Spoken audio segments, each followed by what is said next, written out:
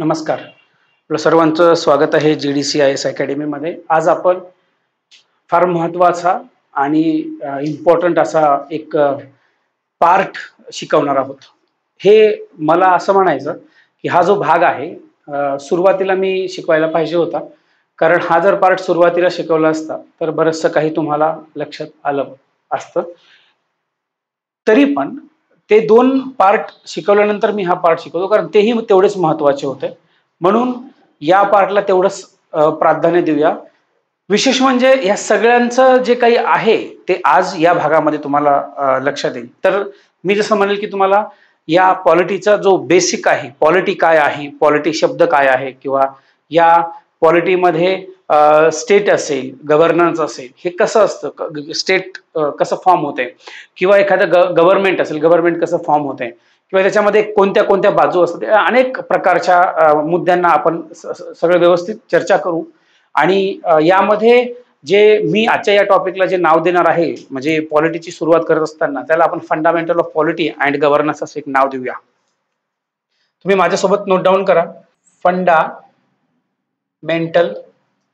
Of polity and governance. Fundamental of polity and governance हे जे काही मी तुम्हाला सांगितलं, एवढा बेस मी तुम्हाला सांगणार आहे, त्यामध्ये तुमच्या लक्षात घेऊन जाईल. त्याच्यामधला राज्य आणि शासन जे आहे त्याची मूलभूत तत्वे असं जरी म्हटलं तरी चालेल, की काय फंडामेंटल आहेत ते आपण पाहूया. त्याच्यामधला सर्वात महत्वाचा जो भाग येतो तो म्हणजे काय, तर आपण आता इथे जसं हे पॉलिटी आहे, बरोबर, त्याच्यानंतर गव्हर्नन्स. तर मी काय करणार आहे यामध्ये, यात तुम्हाला मी काय शिकवणार आहे, पॉलिटी. पॉलिटी म्हणजे काय, हा एक आपला एकंदरीत हा विषय आहे पॉलिटी. पॉलिटी कशाला म्हणायचं, पॉलिटी आहे तरी काय बरं, तर त्याचा मिनिंग काय आहे, हे शब्द काय असतात. तर हे जे काही पॉलिटी आहे, या पॉलिटीचा अर्थ होतो काय, म्हणजे आपण जर सुरुवातीला याचा मिनिंग जरी पाहिला तर काय आहे बरं, तर ते एक जसं मी तुम्हाला माइंड मॅपच्या माध्यमातून सांगणार आहे तसं तुम्ही पण नोट डाऊन करत चला, तुम्हाला त्याचा भरपूर सारा फायदा होईल. ठीक आहे. आता जे पॉलिटी हा जो शब्द आहे आला कुठून, तर हे मित्रांनो जो पॉलिटी शब्द आहे, जे की पोलीस ज्याला म्हणतो आपण, की हा शब्द कसा आहे, पोलीस. आता तुम्ही लिहित असताना पोलीस कसा लिहिता, पोलीस हा एक ग्रीक वर्ड आहे, ग्रीक वर्ड, याला काय म्हणतात, पोलीस.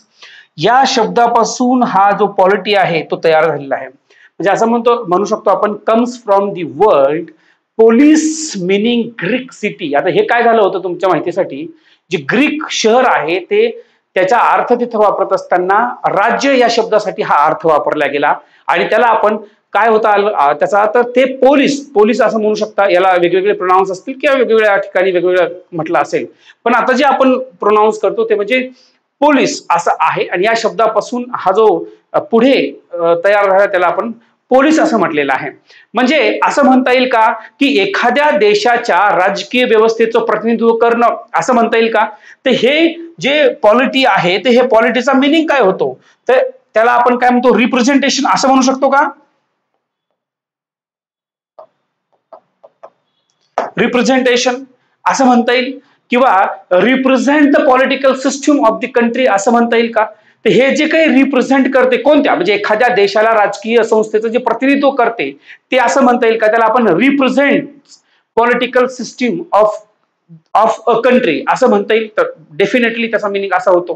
तर हे एक विषय आहे. त्याच्यानंतर काय, तर आपण काय करतो, म्हणजे जे नागरिक आहे, आता समजा एक स्टेट आहे, एक राज्य आहे, त्याच्यामध्ये नागरिक सुद्धा असतील, मग काय, तर त्या नागरिकांच्या एकत्रित जे मंडळ आहे त्या मंडळाचा जो काय तो संदर्भ देतो. म्हणजे काय करतो, तर कलेक्टिव्ह बॉडी जे काय आहे, त्या बॉडी ऑफ सिटीजन जे काही आहे तर त्याच्यामध्ये त्याचा संदर्भ देते. तर याला आपण काय म्हणतो, सुरुवातीला रिप्रेझेंट जे आहे, किंवा असं रिप्रेझेंटेशन म्हणण्यापेक्षा रिप्रेझेंट म्हणा, कारण ते काय रिप्रेझेंट करते, रिप्रेझेंट्स. ठीक आहे. तर मग दुसरं काय आपण काय म्हटलो, तर त्याचं मिनिंग काढत असताना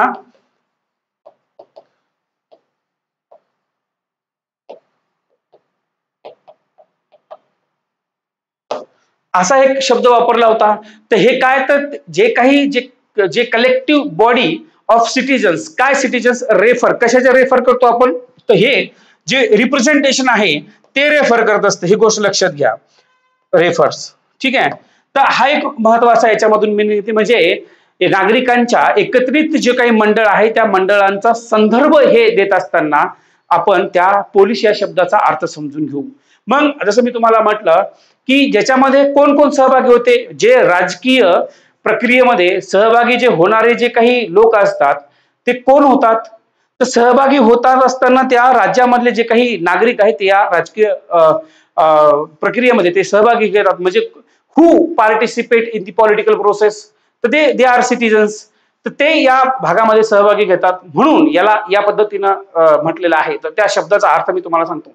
आणि एवढंच नाही तर एका विशिष्ट प्रणालीद्वारे आपण काय करतो, तर त्याच्यामध्ये शासन केलं जातं. एक प्रक्रिया असते, मग त्याच्यामध्ये ते शासन केलं जातं. तेच आहे हे सगळं काही मिनिंग ज्याच्यामध्ये तुम्हाला मी सांगतो. बरोबर आहे की नाही. तर आपण त्याला एक पर्टिक्युलर सिस्टीम असते. आता असं म्हणता येईल की जे काही govern by a particular system, who govern they representatives. आता रिप्रेझेंट्स कोणाला करतात, तर ते नागरिकांना करतात. मग हे जे नागरिक आहेत, हे नागरिक आपल्याला तिथे एकत्र येऊन एखादं रिप्रेझेंटेशन पाठवतात आणि ते सगळे रिप्रेझेंटेटिव्ह जे पाठवतात, ते रिप्रेझेंटेटिव्ह ज्याला प्रतिनिधित्व म्हणतो आपण, ते एकत्र येऊन ते काय करतात, तर ते एखादं शासन किंवा एखादं गव्हर्नमेंट तयार करतात आणि त्याच्यानंतर ते चालवतात. असं त्याचा एक मिनिंग होतो. दुसरं आहे हे करत असताना जसं मी तुम्हाला सांगितलं, दुसरा मुद्दा आहे कोणते कोणते कॉम्पोनंट्स आहेत, कोणते कोणते कॉम्पोनंट्स आहेत.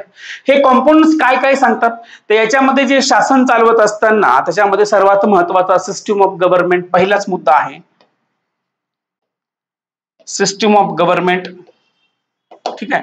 आता हे जे काही सिस्टीम ऑफ गव्हर्नमेंट आहे, ज्याला आपण काय म्हणतो, शासन प्रणाली मराठीमध्ये सांगत असतो. आता हे जे सिस्टीम ऑफ गव्हर्नमेंट आहे ज्याच्यामध्ये काय काय असते बरं, ज्याच्यामध्ये तुम्हाला जर पाहिलं तर आपण काय पाहतो, या सिस्टीम ऑफ गव्हर्नमेंटचं आपण कसं स्ट्रक्चर असायला पाहिजे, बरोबर की नाही. त्याच्यामध्ये स्ट्रक्चर असताना ती कोणती अधिकृतरित्या किंवा ती ऑथॉरिटी, त्यांचं रिलेशन्स काय आहे किंवा ती हेरार्की काय आहे, हे सगळं पाहत असतो. त्यांच्या अधिकारचे संबंध असतील किंवा त्याच्यामध्ये सगळे.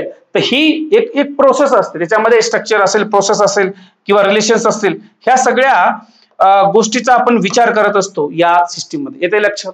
म्हणून एवढंच नाही तर ही प्रोसेस झाल्यानंतर काय निर्णय घ्यायचा, निर्णय प्रक्रिया पण असते, कोण ते एक्झिक्युटिव्ह घेत असतात ते आता मी तुम्हाला सांगतोय. बट अगोदरचा विषय आहे, हे कॉमन आहे. या पोलीस या शब्दाच्या अर्थापासून पुढे पॉलिटी काय आहे हे मी तुम्हाला सांगतो. जसं हे झाल्यानंतर याला आपण काय म्हटलेलं आहे, जसं डिसिजन मेकिंग असं म्हणू शकता तुम्ही, डिसिजन मेकिंग, बरोबर. तर ते आहे ज्याच्यामध्ये निर्णय प्रक्रिया असते. बरं एवढंच नाही, जेव्हा निर्णय घेतल्यानंतर पुढे अजून एक एक्झाम्पल देता येईल की काय बरं, तर हे ज्या पुढे असंच जा तुम्ही, तर तुम्हाला जसं इम्प्लिमेंटेशन येतं का, ते इम्प्लिमेंट करावं लागतात गोष्टी, ज्याच्यामध्ये काय त्याची साक्षात अंमलबजावणी करणे, बरोबर आहे. मग हे अंमलबजावणी करण्याचं काम कोण करते, जे लोकांनी रिप्रेझेंटेटिव्ह पाठवले, जे कार्य करतात ते, ज्यानं गव्हर्नमेंट फॉर्म केलं, मग त्याला काय म्हणतो आपण, एक्झिक्युशन करणारी लोक तेच एक्झिक्यूट असतात. मग त्याला एक्झिक्युटिव्ह जे असतात ते एक्झिक्यूट करतात, काय करतात, ते कार्यवाही करतात. मग हे लक्षात ठेवू शकतो. याच्या खालचा जर नंतरचा मुद्दा तुम्हाला लक्षात ठेवायचा असेल ते मी कॉम्पोनंट्स मध्येच येतो इकडे. ठीक आहे. हा दुसरा पॉईंट जो होता आपला कॉम्पोनंट्स, जसं मी तुम्हाला सुरुवातीला सांगितलं की सिस्टम ऑफ गव्हर्नमेंट इम्प्लिमेंटेशन असेल किंवा हे सगळ्या गोष्टी एक्झिक्युशन. आता हे झाल्यानंतर अजून एक मुद्दा येतो म्हणजे रिलेशन. आता रिलेशन कोणाकोणासोबत असायला पाहिजे, तर रिलेशन बऱ्याच ठिकाणी असायला पाहिजे, त्याच्यामध्ये वेगवेगळे गव्हर्नमेंटचे ऑर्गन्स असतात. आता मी तुम्हाला अजून एक पॉईंट सांगतो, रिलेशन बिटवीन रिलेशन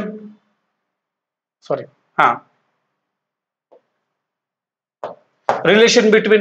आता हे रिलेशन कशामध्ये असायला पाहिजे, तर गव्हर्नमेंटचे वेगवेगळे ऑर्गन्स आहेत, वेगवेगळे टाइप्स आहेत. त्याच्यामध्ये एखादं उदाहरण सांगायचं झालं तर त्याच्यामध्ये तुम्हाला एक आठवते की गव्हर्नमेंट जे आहे तर विविध त्याचे अंग आहेत, different organs of the governments असं म्हणू शकतो आपण. मग ते कोणते आहेत, आता तुम्ही एक गोष्ट लक्षात घ्या, गव्हर्नमेंट आहे, गव्हर्नमेंट आणि त्यांची जी काही लोक आहेत असं म्हणता येईल, सरकार आणि त्याची जी काही लोक आहेत ज्याला गव्हर्नमेंट अँड पीपल असं म्हणता येईल तुम्हाला. तर त्या लोकांमधला काय काय संदर्भ येतो बरं, गव्हर्नमेंट अँड इट्स पीपल जर म्हटलं तर काय येतो संदर्भ, हे समजून घेऊ. बरोबर. मग काय आहे तो, जसं उदाहरणार्थ काय काय येते मला तुम्ही सांगू शकता कमेंटमध्ये. व्हिडिओला पॉज करा आणि तुम्ही सांगा.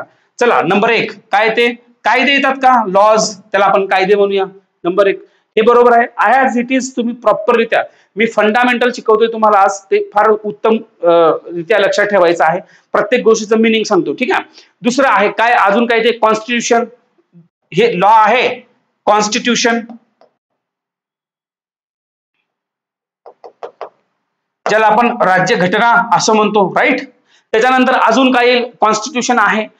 एखाद्या वेळेस असे काही महत्वाचे संदर्भ, जसं काही इन्स्टिट्यूट असतात किंवा त्याला एखादे असे काही जसं लेजिस्लेचर, जे कायदे मंडळ म्हणतो आपण, ज्याला आपण जे कायदे बनवतात तेही आहे, ज्याला स्टॅट्यूट्स असं म्हणतात, किंवा याला इन्स्टिट्यूशन असं पण म्हणू शकतो आपण. इन्स्टिट्यूशन का, तर हे असे एक ठिकाण आहे किंवा त्या ठिकाणी काहीतरी कायदे बनवले जातात. असे काही लॉ मेड बाय लेजिस्लेचर, तर ते कायदे मंडळाचा विषय आपण घेऊ शकतो, ज्या ठिकाणी कायदे बनवले जातात. हे सगळे संदर्भ. मग अजून पुढे सांगायचं झालं तर काही जे काही केसेस असतात ते, त्यालाही आपण म्हणतो केसेस, बरोबर की नाही. हे केसेस आहे, केसेसचे लॉज असतील, ज्याच्यामध्ये तुम्हाला जे जज आहे ते तुम्हाला काय करत असतात, जे कायदे असतील, न्यायाधीश निर्णयाद्वारे जे तयार केलेले कायदे असतात ते असतात. एवढंच नाही तर याच्या पुढे अजून एखादा पॉईंट येऊ शकतं का, जे काही रिलेशन बिटवीन कशात आहे. अजून एक तुम्हाला एक गोष्ट सांगतो, ज्याला आपण काय म्हणतो, डिलिगेटेड लेजिस्लेचर असं पण म्हणू शकतो. डिलिगेटेड लेजिस्लेचर,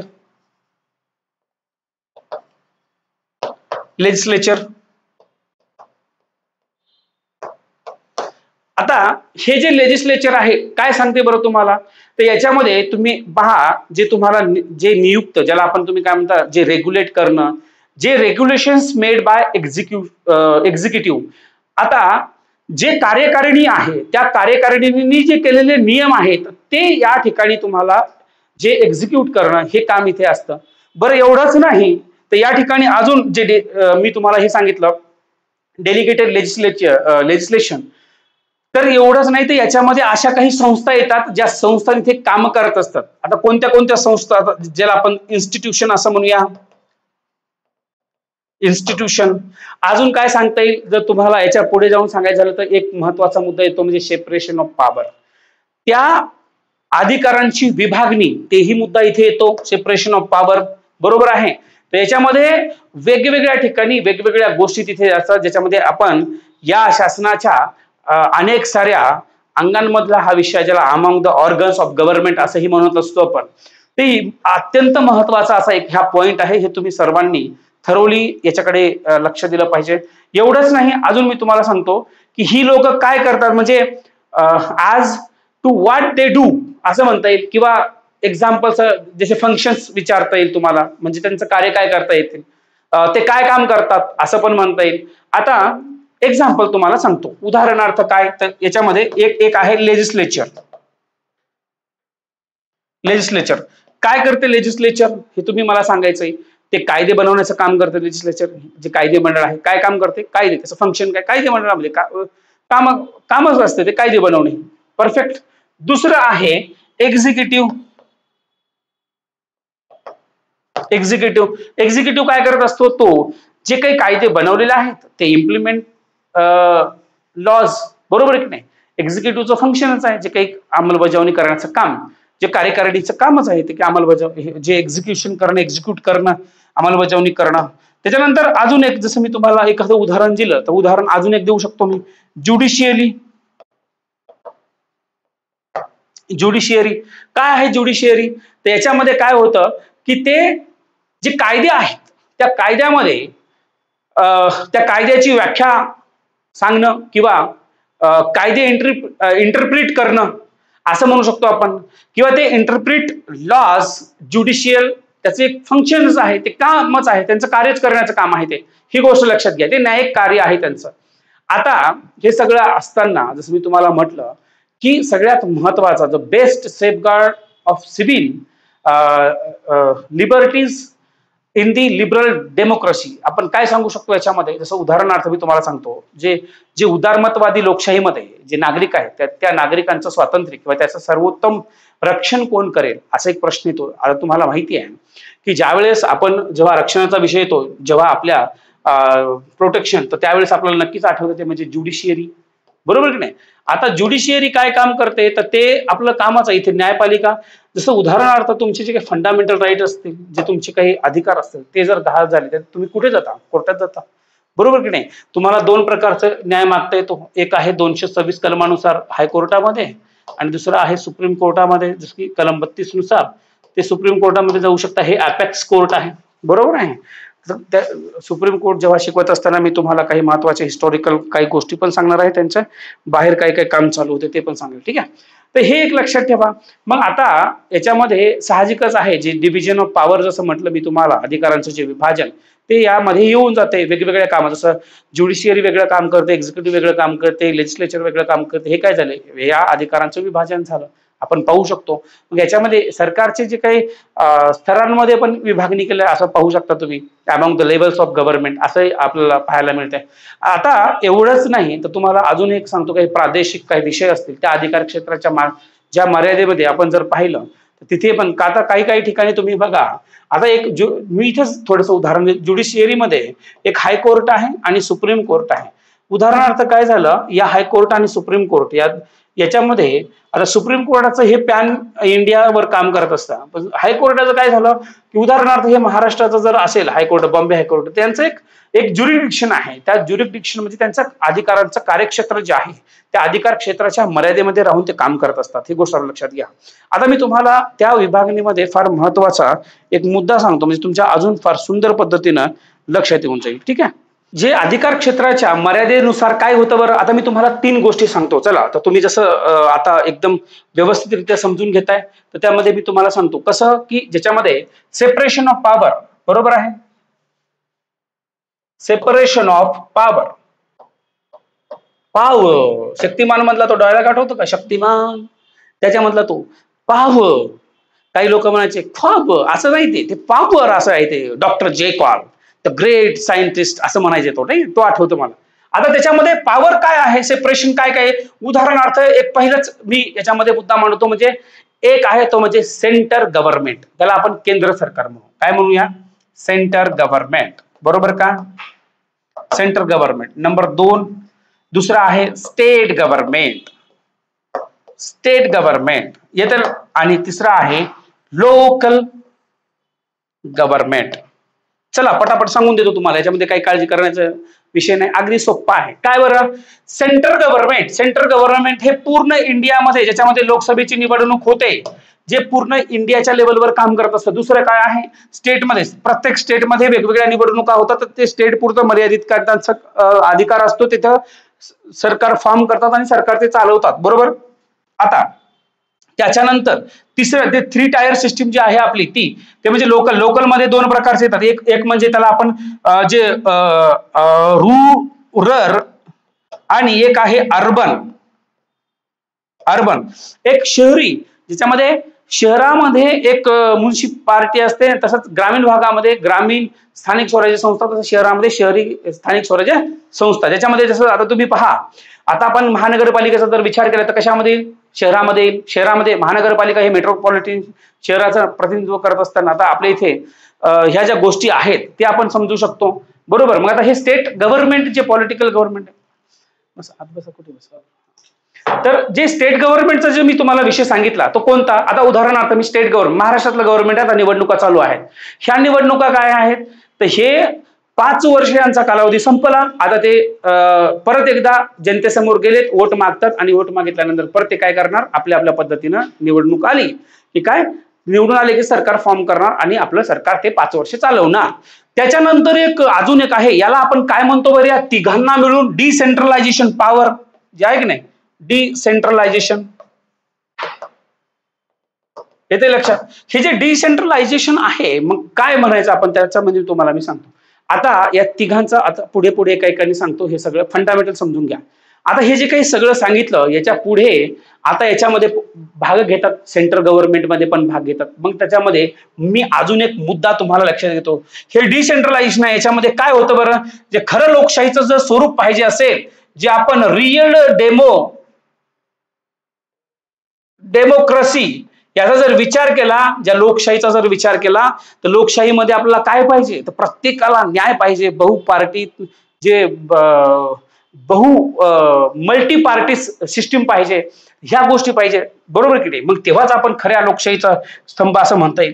चला तर मग तुम्हाला मी एक असा विषय सांगतो, ते पुढचा पॉइंट जो आपला आहे ते म्हणजे पार्टी सिस्टीम. पार्टी सिस्टीम काय असतं बरं या पार्टी सिस्टीम मध्ये, साधं सोपं आहे. पहिला मुद्दा काय आहे, सिंगल पार्टी. चला पटकन लक्षात घ्या, सिंगल पार्टी म्हणजे काय. दुसरं टू पार्टी, आता पार्टीज म्हणा किंवा मल्टी पार्टीज म्हणा, मल्टी पार्टीज पटापटापटा समजून घ्या. मी पटकन सांगतो पुढे जातो. चला काय सांगितलं हे तीन, ज्याला आपण म्हणतो जे पार्टी सिस्टीम मधलं पहिले जे टाइप्स मध्ये सिंगल पार्टी, त्याला आपण एकल पक्ष म्हणतो. एकल पक्ष काय असतो, हा तो पक्ष आहे की एक पक्षीय व्यवस्थेमध्ये या व्यवस्थेची स्पर्धा दुसऱ्या कोणासोबत नसते, याच्यामध्ये स्पर्धकच कोणी नसतो. आणि येथे या ठिकाणी एकमेव पक्षीय उमेदवारांना काय करतो, तो नियुक्त करतो. आणि विशेष म्हणजे तो मतदाराकडे जेव्हा जातो, फक्त त्याच्या समोर दोनच पर्याय असतात. ते पर्याय काय, एक तर तुम्ही जे तुमच्या समोर जे उभा केलेले पर्याय जे आहेत, तुम्ही अजिबात मत द्यायचं नाही, हा एक पर्याय झाला, जे की तुम्हाला अजिबात मत द्यायचं नाही, किंवा तुमच्याकडे पक्षानं नामनिर्देशित केलेले उमेदवारांच्या नावासमोर एक तर तुम्ही यस म्हणा किंवा तुम्ही नो म्हणा. हे तर लक्षात. एक तर तुमचा विषय काय आहे, एक तुमच्याकडे तुम्हाला वोट करायचंच नाही आहे, तुम्हाला वोट करायचं नाही, तुमचं कम्प्लिटली नकार आहे, बरोबर आहे. आणि ते एक ऑप्शन झालं. आणि दुसरं जो ऑप्शन आहे ते हे की ज्या ऑप्शन समोर तुम्हाला एक तर येस म्हणावं लागेल किंवा नो म्हणावं लागेल. हे नॉमिनेटेड कोण करते, बाय कन्सर्न पार्टी, म्हणजे त्या ठिकाणची ती पार्टी आहे, ती पार्टी ती रिकमेंडेड करत असते. गोष्ट लक्षात घ्या. म्हणजे याचं उदाहरण तुम्हाला सुंदर द्यायचं झालं तर तुम्ही उदाहरण काय देसाल, या सिंगल पार्टीचं उदाहरण काय देता येईल, चायना देता येते का, चायना हे झालं, चायना देता येते तुम्हाला. त्याच्यानंतर तुम्हाला बाकीचे असे काही ठिकाणी आहेत ज्यांचं जे हुकुमशाही जे देश आहेत, उत्तर कोरिया, युम जॉंग क्युंग ते आहेत. तर हे डोनाल्ड ट्रम्पला भेटले होते लास्ट टाइम, तुम्हाला आठवत असतील. परत एकदा डोनाल्ड तात्या हे निवडून आलेले आहेत आणि त्यांचं परत आता सुरू झाले. तर त्यांच्यावरती अजून खूप कॉमेडी व्हिडिओ येत आहेत, जसे तात्या हे निवडून आल्यानंतर. अजून तो विषय नाही. आता त्याच्यामध्ये क्युबा सारखा एक देश आहे, त्याच्यामध्ये पण आहे हुकुमशाही. हे जे काही हुकुमशाही राजवट आहे त्याच्यामध्ये तुम्हाला पर्याय दिला जातो. म्हणजे कम्युनिस्ट देशांमध्ये अशी राजवट व्यवस्था ठळकपणे दिसून येते बघा. आता ह्या ठळकपणे दिसून येते म्हणजेच काय, तुम्हाला आठवत असेल ज्या वेळेस हे जेव्हा नाहीचं होत होतं, कम्युनिझमचा जो विषय आहे तो जेव्हा त्याचं पतन होत होतं किंवा त्या पतनापूर्वी मित्रांनो ही व्यवस्था USSR मध्ये चांगली प्रचलित होती. USSR चा फुल फॉर्म तुम्ही कमेंट मध्ये सांगायचं. दुसरा मुद्दा आहे टू पार्टीजचा. काय होते टू पार्टीज, हे अशा पार्टी असतात याच्यामध्ये फक्त दोनच पक्ष असतात. या दोन पक्ष प्रणालीमध्ये दोन प्रमुख प्रबळ पक्ष असतात. बाकी छोटे मोठे असतात पण त्याला गिनतच नाही, ते त्याच्यामध्ये विलीन होतात, असं पण होऊ शकते. कधी कधी त्याचं उदाहरण देतो. प्रबळ या पक्षामध्ये जे सत्ता आदला बदल होते, त्यामुळं निवडणूक जिंकण्यासाठी त्या विजेत्याला जास्तीत जास्त मतं मिळवायची असतात, ते मिळवावी लागणार आहे, ते गोष्ट लक्षात घ्या. म्हणून त्यामुळे काय होतं, जे काही लहान पक्ष असतात ते लहान मोठे पक्ष जे आपण जे म्हणतो ते लहान पक्ष मोठ्या पक्षामध्ये काय करतात, ते विलीन होऊन जातात. हा एक त्याचा महत्वाचा मुद्दा. म्हणून याच्यामध्ये होतं काय, तर जे निवडणुकीमधून बाहेर पडतात त्यामुळं अशी एक उदाहरण जर घ्यायचं झालं तर ते आपण संसदीय प्रणाली घेऊ शकतो. मग ही संसदीय प्रणाली उदाहरण कुठलं आहे, तर ते म्हणजे कॅनडा. एक्झाम्पल कॅनडा, बरोबर आहे की नाही. हे कॅनडा एक उदाहरण आहे. बरं, याच्या व्यतिरिक्त ज्यांच्यापासून आपण हे सगळं स्वीकारलेलं आहे आपल्या भारतीय राज्यघटनेचं, त्यांचं बरंचसं काही योगदान दिलेलं आहे, असं ग्रेट ब्रिटन. त्या ग्रेट ब्रिटनचं सुद्धा उदाहरण घेता येईल. तिथे दोन पक्ष आहेत, त्याच्यामध्ये ते विलीन झालेले आहेत. ठीक आहे. ज्यामध्ये जास्तीत जास्त जागा असलेले दोनच पक्ष आहेत, ते लक्षात घ्या. आणि त्याच्यानंतर येतो तो म्हणजे मल्टी पार्टीज. मल्टी पार्टी म्हणजे काय बरं? आता मल्टी पार्टी म्हणजे बहुपक्षीय पद्धत. काय? उदाहरणार्थ आपला भारत घ्या. मला उद्या इच्छा झाली तर मी पण पक्ष काढू शकतो, तुमचं समर्थन राहू द्या, फक्त काही टेन्शन घ्यायचं नाही. माझ्याकडे भरपूर पैसा आला, मी काय करतो, निवडणुकीमध्ये उभा राहणार. क्लिप बनवा. ठीक आहे. तर तिसरं महत्वाचा जो पॉइंट आहे ते म्हणजे बहुपक्षीय. सरकारचे तिसरं आणि सर्वात सामान्य प्रकार जर म्हटलं तुम्हाला बहुपक्षीय पद्धत. या प्रणालीमध्ये, या व्यवस्थेमध्ये 3 किंवा अधिक पक्ष या प्रणालीमध्ये असतात. उदाहरणार्थ आपल्या महाराष्ट्राचा विचार केला तर महाराष्ट्रामध्ये पण पक्ष आहेत, त्याच्यामध्ये नॅशनल लेवलवर पण पक्ष असतात, त्याच्यामध्ये तुम्हाला स्थानिक लेवलवर पण पक्ष असतात. याच्यामध्ये एक पक्षाच्या हाती सत्ता नाही आली तर ते युती करतात, युती करून त्याच्यामध्ये ते सरकार स्थापन करत असतात, या पद्धतीचे असते. मग कोणत्याही पक्षाला विधानसभेच्या जागामध्ये किंवा लोकसभेच्या जागामध्ये स्पष्ट जर बहुमत मिळालं नाही तर ते अनेक पक्ष एकमेका काय करतात, ते एकत्र येतात, त्याची युती बनवतात किंवा ती आघाडी बनवतात. उदाहरणार्थ आता तुम्हाला जरा कन्फ्युजन होऊ नका, पण बऱ्याच वेळेस होतं. आता बघा, जे सत्तेमध्ये आता जे रुलिंग पार्टी, म्हणजे आता आचारसंहिता चालू आहे त्याच्यामुळे तो विषय नाही, पण याच्या अगोदर जे सरकारमध्ये होते कोण कोण होते? एक होते BJP, Shiv Sena plus Rashtrawadi Congress party, बरोबर आहे. आता हे अजित पवार गट ग्रुप असं म्हणता येईल, बरोबर. आता बघा, हे सत्तेमध्ये आहे, हे झाली यांचं, आणि प्लस अनेक साऱ्या इन्फिनिटी म्हणता येईल. अनेक पक्ष किती पण येऊ शकतात, काहीच प्रॉब्लेम नाही त्यांचा, काही किती घ्या पण सत्ता बनवा. दुसरं एक आहे ते म्हणजे एक आपण इथे पाहू शकता, एक काँग्रेस, जो काँग्रेस मोठा पक्ष आहे भारतामधला, जसा बीजेपी आहे तसा. दुसरा काय आहे त्याच्यासोबत? शिवसेना पण आहे. काँग्रेस प्लस शिवसेना. हे शिवसेना कोणती? तर हे उद्धव बाळासाहेब ठाकरे. त्याच्यानंतर काय? प्लस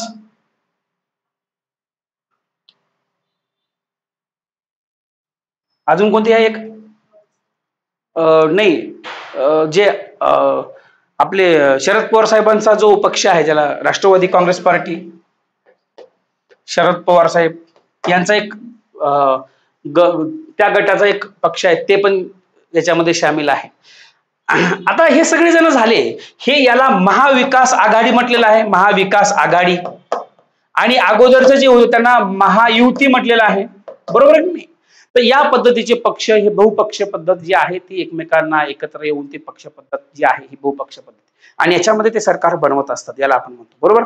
हे लक्षात घ्या. पण याचं ड्रॉबॅक असा आहे की हे राजकीय किंवा बहुपक्ष व्यवस्थेमुळे देशामध्ये जे राजकीय अस्थिरता आहे ते निर्माण होते, ही गोष्ट लक्षात घ्या. हे फार महत्वाचा विषय आहे.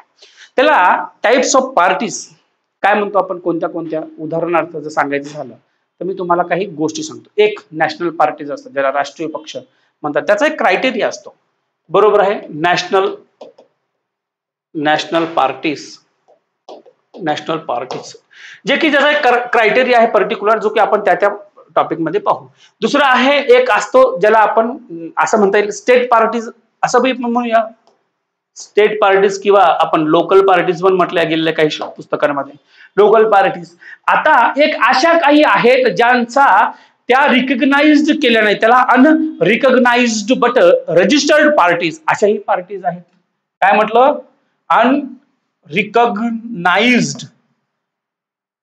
हे जे आहेत, बट रजिस्टर्ड पार्टीज. येतं का लक्षात? हे एक फार महत्वाचं आहे, जे की ह्या अशा आहेत ज्यांचा आपण असं म्हणू शकतो की ज्या अपरिचित आहेत, अनरिकग्नाइज्ड, पण त्या नोंदणीकृत आहेत. ती गोष्ट लक्षात घ्या, हे समजतंय. म्हणून या पद्धतीचा असा हा गव्हर्नमेंटचा विषय जे मी तुम्हाला सांगितला. आणि याच्या पुढचा फार अत्यंत महत्वाचा जो पॉइंट आहे, तो पॉइंट मी तुम्हाला सांगते, म्हणजे सिव्हिल सोसायटी. काय आहे सिव्हिल सोसायटी? आता आपण याच्यामध्ये सिव्हिल सोसायटीमध्ये जसं नॉन गव्हर्नमेंट ऑर्गनायझेशन आहेत, ज्याला आपण गैरसरकारी संस्था असं म्हणतो, एनजीओ, त्याच्यामध्ये अजून काय येतं बरं या सिव्हिल सोसायटीमध्ये? जे मी तुम्हाला हे सगळं जे सांगतोय, हे तुम्हाला मी सध्याला काय सांगतोय तर त्या पॉलिटीचा विषय घेतो. पॉलिटी म्हणजे काय? अजून मी गव्हर्नन्स सांगितलंय, मी तुम्हाला fundamental of a polity and governance हा माझा टॉपिक आहे, तो तुम्हाला सांगतो.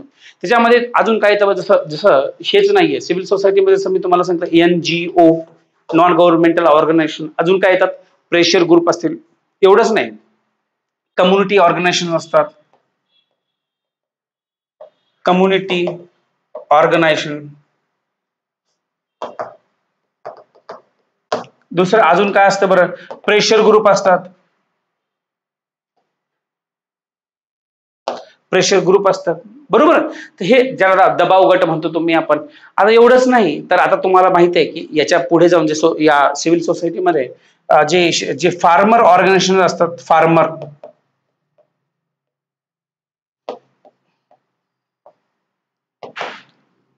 Farmer organisation. आता हे जे काही फार्मर ऑर्गनायझेशन आहेत, जसं शेतकरी आंदोलन झालं ते एक फार्मर ऑर्गनायझेशन आहे, लक्षात घ्या, त्याला शेतकरी संघटना म्हणतो आपण. एवढंच नाही, ज्या ज्या लोक काम करतात औद्योगिक कामामध्ये आहेत त्यांना औद्योगिक ऑर्गनायझेशन असं पण म्हणूया. पुढे अजून इंडस्ट्रियल ऑर्गनायझेशन असं म्हणता येईल का आपल्याला,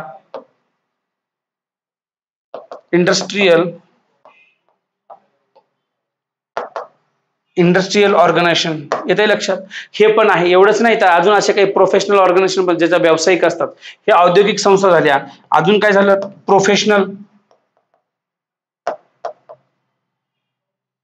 प्रोफेशनल ऑर्गनायझेशन हे पण आहेत. एवढे सारे जे काही ऑर्गनायझेशन आहेत हे तुम्हाला येतं. बरं, तुम्हाला अजून काय सांगता येईल याच्यामध्ये, एखादं दोन उदाहरण देता येईल का अजून? तर अजून देता येईल उदाहरण, म्हणजे अजून काय देता येईल बरं? ट्रेड युनियन आहे, अजून एखादं वुमन ऑर्गनायझेशन देता येईल का, वुमेन ऑर्गनायझेशन. हे जे आहे हे काय आहेत, हे सगळे सिव्हिल सोसायटी जे विषय सांगितला मी त्यावर इथे बोलत आहे, बरोबर आहे. मग हे सगळं करत असताना आपण पॉलिटी हे काय शब्द आहे तो इथं सांगण्याचा मी इथे प्रयत्न केला.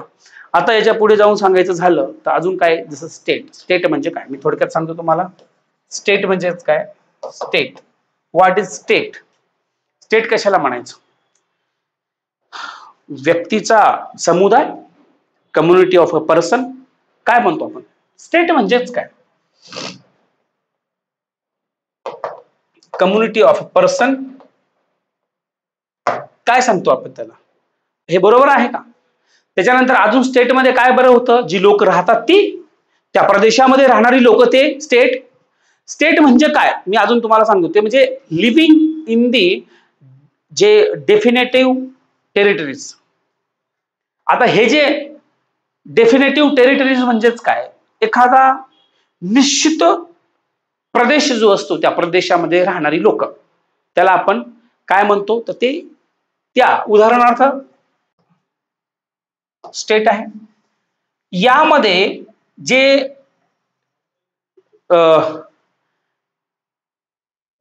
असं म्हणता येईल की तिथे जे काही आता राहतात, लिव्हिंग इन अ डेफिनेटिव्ह टेरिटरीज, त्यामध्ये जे राहतात ती लोक कोण आहेत, ती लोक तिथले, आणि हे आहे स्टेट. ह्याच्यामधले राहणारे लोक जे मी तुम्हाला म्हटलं, लिव्हिंग इन अ डेफिनेटिव्ह टेरिटरी, हे काय झालं, हे स्टेट झालं. त्या पर्टिक्युलर एरियामध्ये, एका निश्चित प्रदेशामध्ये त्या प्रदेशात राहणं, त्याला आपण काय म्हणतो, त्याला आपण स्टेट म्हणतो. त्याच्या पुढे जाऊन सांगायचं झालं तर आपण असं म्हणता येईल का की बाह्य आणि अंतर्गत नियंत्रणापासून ते स्वतंत्र आहे. उदाहरणार्थ आपला भारत, त्याला स्टेट म्हणू शकतो का? हो. एक्झाम्पल घ्या तर हे आपला इंडियाला, ही एक स्टेट धरून चाला. मी आता सांगत नाहीये, मी तुम्हाला फंडामेंटल गोष्टी बोलतोय, तुम्ही जरा लक्ष द्या. आता हा एक स्टेट आहे आणि या स्टेटच्या कोणत्याही प्रकारचं बाहेरचं काही घेणं देणं नाही. समजतंय? बाह्य हस्तक्षेपाशिवाय ते स्वतंत्रपणे निर्णय घेऊ शकतात. क्लिअर आहे? याला आपण काय म्हणू शकतो, independent of external and internal control. हे फार महत्वाचं आहे, जे तुम्ही जर समजून घेतलं. आता एवढंच नाही, त्याच्या पुढे अजून काय सांगता येईल स्टेट बद्दल. या स्टेटचं जे काही कॉन्स्टिट्यूट्स अ फॉर्मली ऑर्गनाइज्ड गव्हर्नमेंट. आता हे जे मी सांगितलं तुम्हाला, औपचारिकपणे जर संघटित सरकार जर बनवत असेल तर त्याच्यामध्ये त्या स्टेटमध्ये बनवतं, बरोबर आहे. मग आता हे जे काही औपचारिकपणे जे संघटित सरकार बनवते त्याला आपण काय म्हणतो? स्टेट. स्टेटची व्याख्या एवढ्या आहेत. आता तुम्ही एलिमेंट्स कोणते असू शकतात बरं? तर या स्टेटसाठी काही महत्वाचे एलिमेंट्स आहेत. उदाहरणार्थ काय? जिओग्राफिकल एरिया,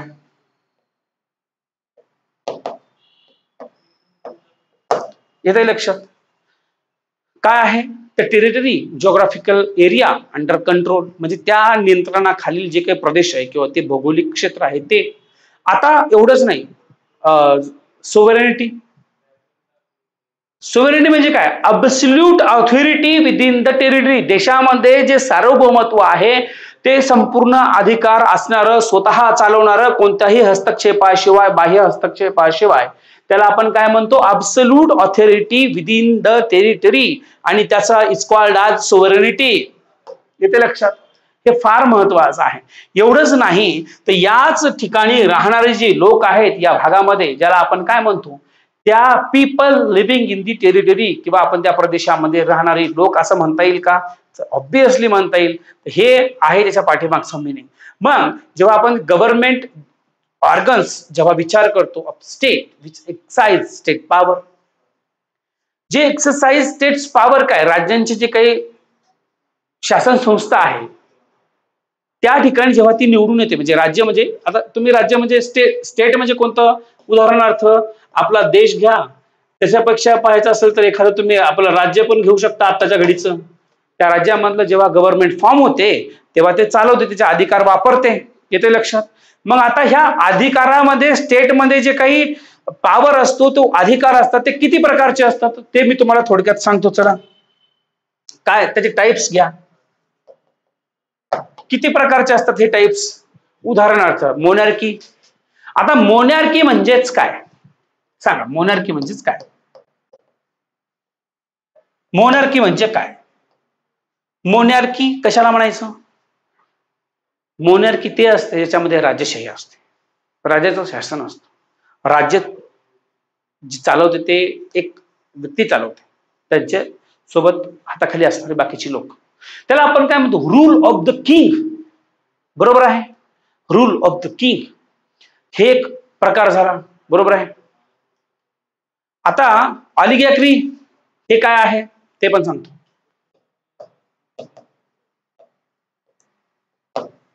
याला काय म्हणतो आपण? जसं मोनॅर्की, ऑलिगॅर्की. आता हे जे आहे काय, तर याच्यामध्ये काही ज्याला आपण अल्पसंख्याक असं थोड्या लोकांचं जे काही उच्चभ्रू राज्य चालवणारी जी लोक आहेत ते. उदाहरणार्थ काय सांगता येईल? उदाहरणार्थ rule of a few people, elite, श्रीमंत असणारे. आता मॉडर्न डेमोक्रेसी, हे जे मॉडर्न डेमोक्रेसीचं उदाहरण काही बाहेरच्या देशातल्या लोकांनी जसं उदाहरण सांगितलेलं, सध्याचं जे एक्झाम्पल, जी व्याख्या जी केली आहे, सध्याला 1% लोक आहेत, 1% लोकांसाठी झटतात, 1% लोकच आहेत जे सत्ता उपभोगतात, आणि 1% लोकच त्याचा सर्वस्वी आनंद घेतात. संपला गेम. बाकीच्यांना कामं करायचे, बाकीच्यांना काही बोलायची आजादी याची त्याची हे काही नाही. तुम्ही फक्त म्हणायचा भाग आहे असं म्हणता येईल का? तर हो, तसंच आहे. म्हणजे तुम्ही आजच्या घडीला बोलू शकता का? तुम्हाला बोलण्याचा अधिकार आहे का? तुम्ही जर काही बोललं तर उद्या तुमच्या घरी भांडण येणार. तुम्हाला तुमच्या स्वतंत्र जर मत मांडायचा प्रश्न झाला तर तुमच्या उद्या त्यांचे जे फॉलोअर आहेत येऊन तुम्हाला बदलतात. ते तुम्हाला अशा पद्धतीनं विरोध करतात की तुमचं काचाचं घर असेल तर ते काच फोडून टाकतील.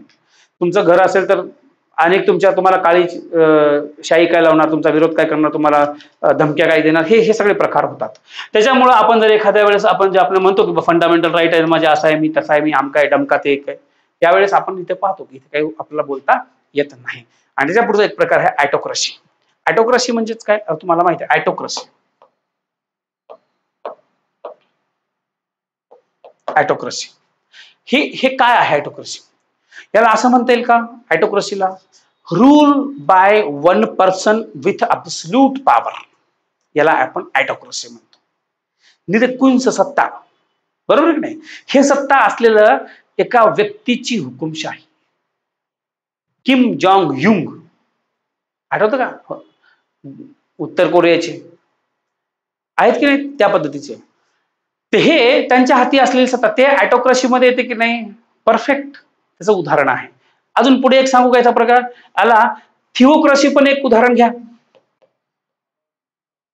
थिओक्रॅसी काय आहे? थिओक्रॅसी म्हणजे थिओक्रॅसी म्हणजे हे एक असं आहे ज्याच्यामध्ये देवाच्या नावाने किंवा देवाच्या जे प्रतिनिधी आहे त्या प्रतिनिधीद्वारे धर्मशासन जे आहे ते शासन चालवणे. बरोबर आहे.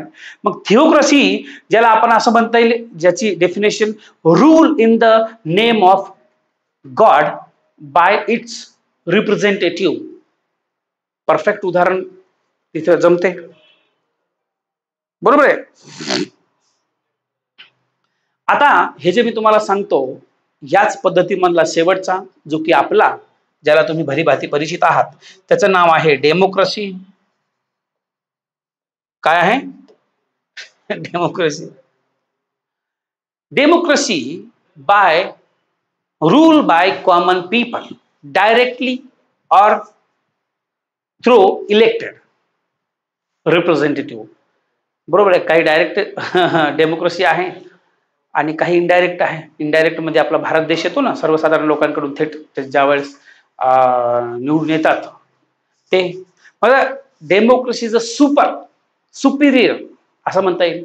Democracy is a superior because it allow to utility the governance the intelligence of ordinary man and women असं सांगता येईल. डेफिनेटली सांगता येते. या लोकशाहीमध्ये श्रेष्ठ आहे कारण ती सामान्य जे काही स्त्री पुरुष आहे त्या स्त्री पुरुषांच्या बुद्धिमत्तेच्या जोरावर ते स्वतः वापर करून म्हणजे त्यांची सदसद विवेक बुद्धी जागी ठेवून ते वोट करतात आणि वोट करून रिप्रेझेंटेटिव्ह पाठवतात आणि त्यांचा जाब विचारायला तयार. आपल्या भारताचं उदाहरण देता येते आपल्याला.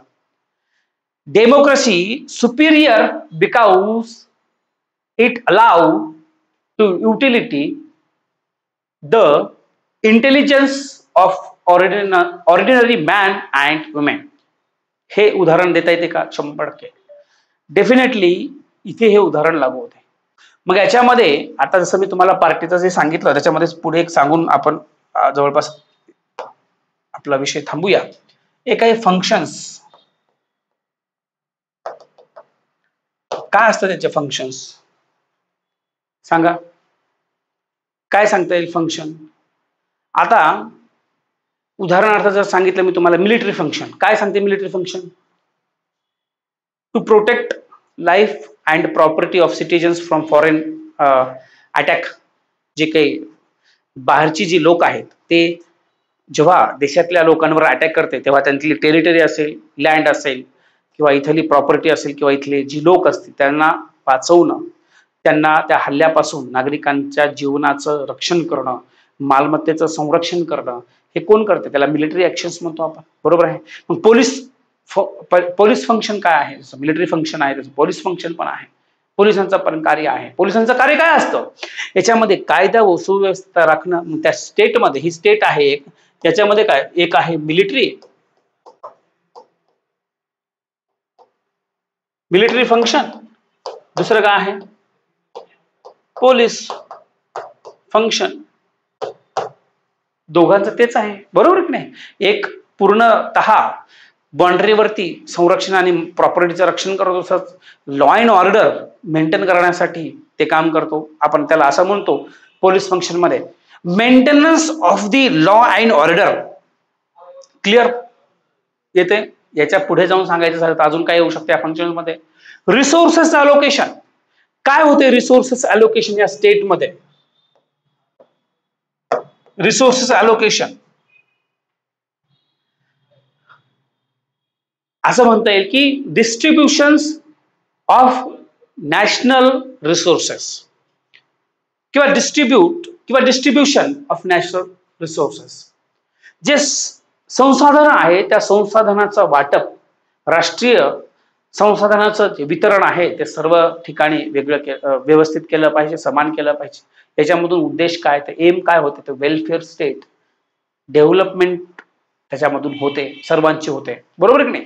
आता वेलफेअर किंवा डेव्हलपमेंट असं म्हणण्यापेक्षा आपण अजून एक म्हणू शकतो की जे वेलफेअर बनवण्यासाठी supporting and empowering the weaker section, हे बरोबर परफेक्टली शब्द लागू होतो की supporting and empowering the weaker section. आता याच्यामध्ये जे कल्याण आणि विकासात्मक आपण ज्या बाजूचं बोलतो, जे दुर्बल घटकांच्या संदर्भात बोलतो आपण, ह्याच्या दुर्बल घटकाच्या संदर्भात तर त्याचा विकास करण्यासाठी ह्या गोष्टी होतात. त्याचं आपण समर्थन आणि जे सशक्त करण्यासाठी आपण इथं काम केलं पाहिजे, म्हणजे हे स्टेटचं काम असतं. तर या पद्धतीचं मी तुम्हाला जे काही माइंड मॅप आहे त्या माइंड मॅप मधल्या व्यवस्थित पद्धतीने सांगण्याचा प्रयत्न केला माइंड मॅप थ्रू. आता जर मी तुम्हाला असं म्हटलं, हे टॉपिक अजून आपला मोठा टॉपिक होणार आहे, त्याच्यामुळे काही काळजी करू नका. तर एक पुढचा पॉइंट आहे ज्याचं नाव आहे व्हॉट इज अ कॉन्स्टिट्यूशन. संविधान म्हणजे काय. महत्वाचं त्याचं काय आपण सांगितलं की हे what is a constitution. What is constitution, संविधान काय आहे याचा संदर्भ आपण समजून घेऊया. संविधानामध्ये काय असते, संविधान म्हणजे काय, याचं कशी व्याख्या केली जाईल, तर आपण काय म्हणत असतो संविधानाला, तर त्याचे काही अनेक सारे पैलू आहेत किंवा त्याच्या वेगवेगळ्या परीने त्याच्या डेफिनेशन्स त्यांनी वेगवेगळ्या पुस्तकांनी दिलेल्या आहेत. त्याच्यामधला फार महत्वाचा ते म्हणजे एक मूलभूत कायदा जो देशाला नियंत्रित करतो. कसा आहे त्याच्यामध्ये एक डेफिनेशन सांगावीशी वाटते, ते म्हणजे कोणती, की त्याच्यामध्ये एक असं आहे की ही डेफिनेशन काय सांगते तुम्हाला की एक मूलभूत कायदा काय आहे, एक मूलभूत कायदा आहे आणि तो कायदा तुम्हाला काहीतरी सांगतो. तो काय करतोय, तो देशाला नियंत्रित करतोय. म्हणजे असं म्हणता येईल का आपल्याला की a fundamental law which govern a country, a fundamental law which govern a country. बरोबर.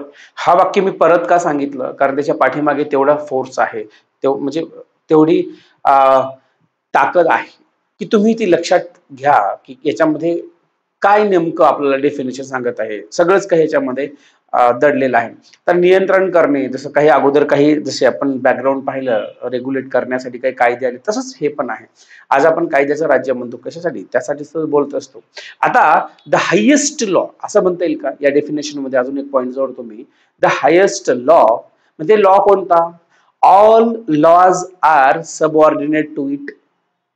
म्हणजे इन्स्टेड ऑफ दिस हे कसं आहे, हा जो कॉन्स्टिट्यूशन आहे हे कसं आहे, हे हायेस्ट लॉ आहे आणि याच्या व्यतिरिक्त जे कोणतेही लॉ असतील ते सगळे कसे आहेत, ते सगळे सबऑर्डिनेट आहेत असं सांगता येईल का बरं. अगदी बरोबर आहे. तर याला हे हायेस्ट लॉ आहे, हायेस्ट लॉ आहे. जे बाकीचे कोणते असणार आहेत ते काय आहेत, ते सबऑर्डिनेट आहेत. क्लिअर. मग या पद्धतीने तुम्हाला ते समजून घ्यावं लागेल की कॉन्स्टिट्यूशन म्हणजे काय. आपण ते समजून घेऊया. म्हणजे हा सर्वोच्च कायदा आहे मित्रांनो, आणि या कायद्यामध्ये या कायद्याच्या अधीन राहून सगळे कामं होतात आणि या कायद्याच्या वेगळा जो कोणता असणार आहे तो त्याला दुय्यम स्थान आहे किंवा तो नंतरचा आपण म्हणता येईल तुम्हाला. बरोबर आहे.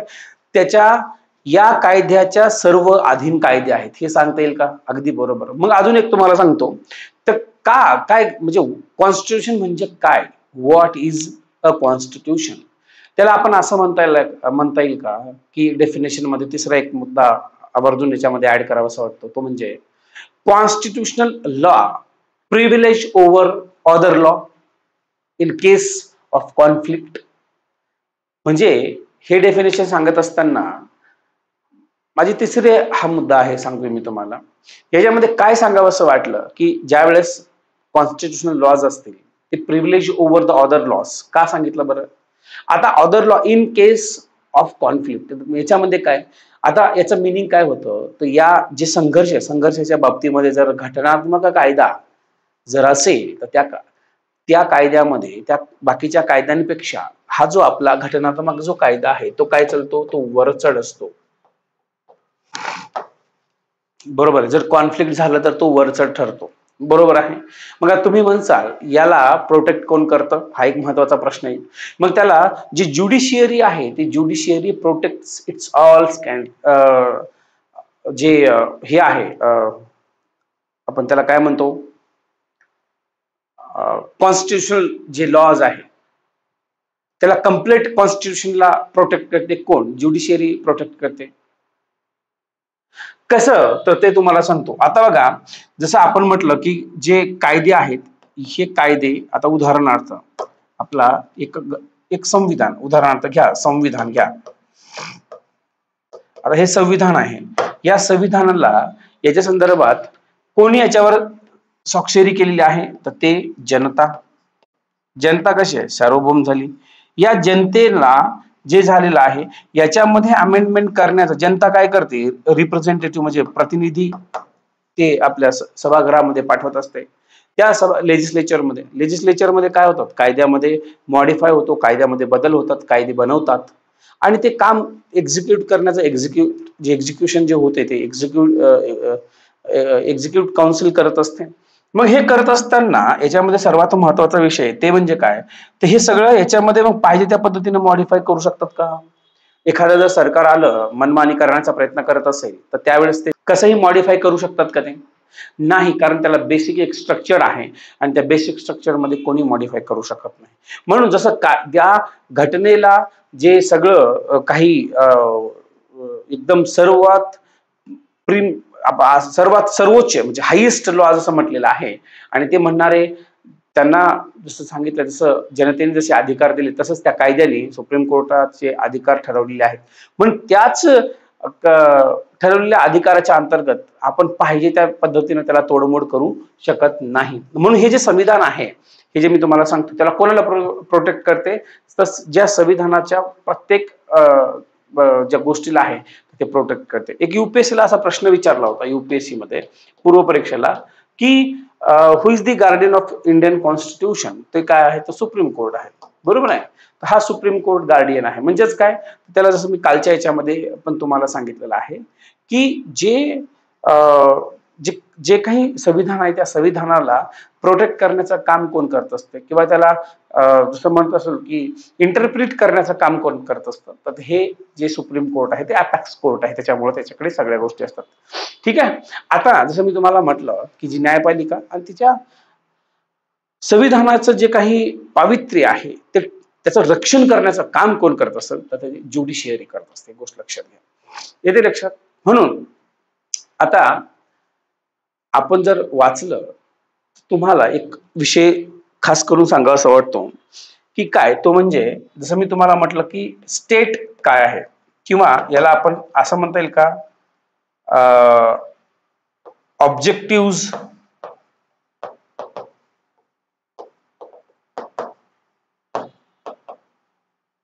स्टेट. काय काय ऑब्जेक्टिव्ह आहेत या स्टेटचे असं असं म्हणता येईल का? सांग. हे जे सांगत असतो आपण काय आहे मग ते ऑब्जेक्टिव्ह? उदाहरणार्थ राज्यांची जी उद्दिष्ट असतात, जसं मी तुम्हाला आता हे सांगितलं, काय उद्दिष्टाचे याच्यामध्ये तुम्ही चांगले भलीभाती परिचित आहे. उदाहरणार्थ एक सांगतो तुम्हाला याच्यामध्ये. एक बघा, आपण सर्वसाधारण या कायद्यामध्ये सर्वांना समान संधी आपण हे सांगत असतो किंवा सर्वांच्या विचार सर्वांगीण केला पाहिजे असंच आपण त्याच्यात बोलत असतो. पण त्याच्यामधला सर्वात महत्वाचा जो प्रिअम्बल मध्ये सांगितलं गेलं ते कोणतं? संविधानामध्ये जे कायदे आहे, आपलं जो संविधान आहे याच्यामध्ये काय सांगितलं फार महत्वाचा की सर्वांना समान संधी, इक्वॅलिटी. बरोबर आहे. मग त्याच्यामध्ये काय दिलं तर ते इक्वॅलिटी वरती आपण बोलत असतो. म्हणजे इक्वॅलिटी काय आहे? ते equality before law in public employment असं म्हणता येईल का? कशात सांगता येईल? किंवा आता आपण पाहिलं की इक्वॅलिटी बिफोर लॉ, इक्वॅलिटी. आता हे जे इक्वॅलिटी आहे ते काय संदर्भ सांगत असते ते आपल्याला समजून घेणं फार महत्वाचं आहे. मग याच्यामध्ये आपण आर्टिकल लगेच पाहू 14 जो भाग 3 आहे फंडामेंटल राईटचा, त्या 3 भागामध्ये स्पष्ट सांगितलेलं आहे. मग हे जे इक्वॅलिटी आहे ते इक्वॅलिटीच्या नंतर तुम्हाला जी अनटचेबिलिटी असेल त्याच्यानंतर तुम्हाला कलम 14, कलम 15, कलम 16. आता कलम 16चं काय आहे? परत इथे जे पब्लिक जे एम्प्लॉयमेंट आहे, जे एम्प्लॉयमेंट जेव्हा जनरेट होतात पब्लिक फॉर्मॅटमध्ये, म्हणजे उदाहरणार्थ फॉर्मॅट म्हणण्यापेक्षा आपण त्याला पब्लिक डोमेन मध्ये.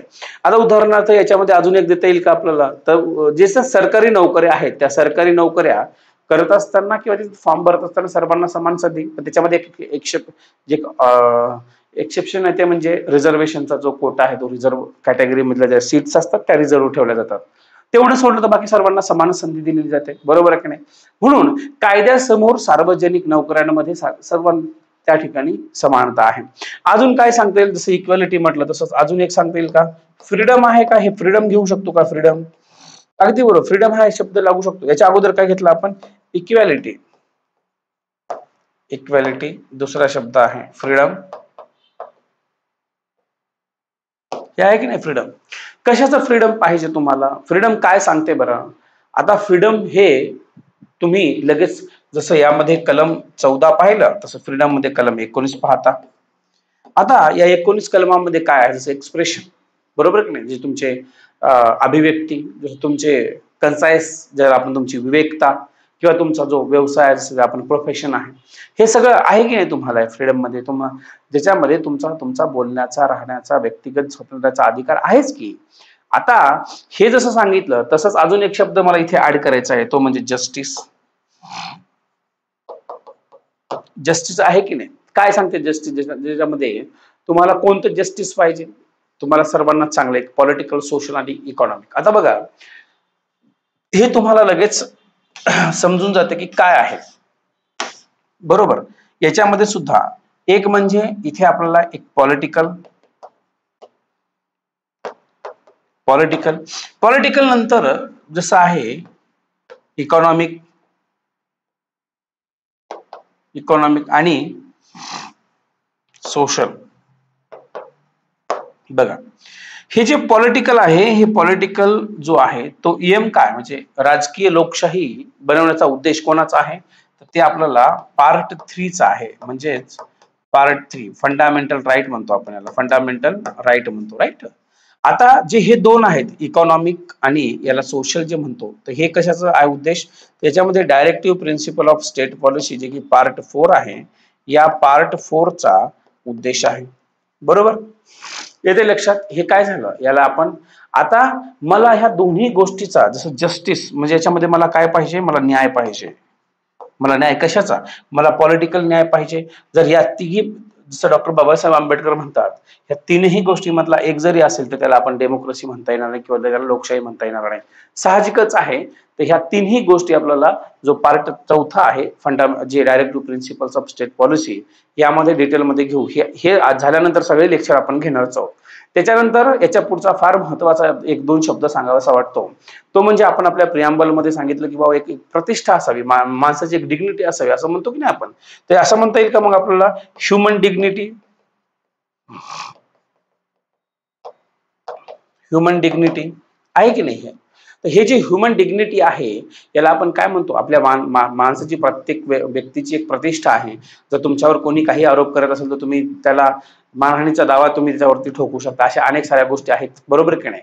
आता याच्या पुढे जाऊन सांगायचं झालं तर अजून एक आहे, त्याला फ्रॅटर्निटी, आपण ब्रदरहुड असं पण म्हणतो, म्हणजे बंधुता, जे आपल्या पहिल्याच प्रेअम्बल मध्ये दिलेली आहे, त्याला आपण फ्रॅटर्निटी म्हणतो,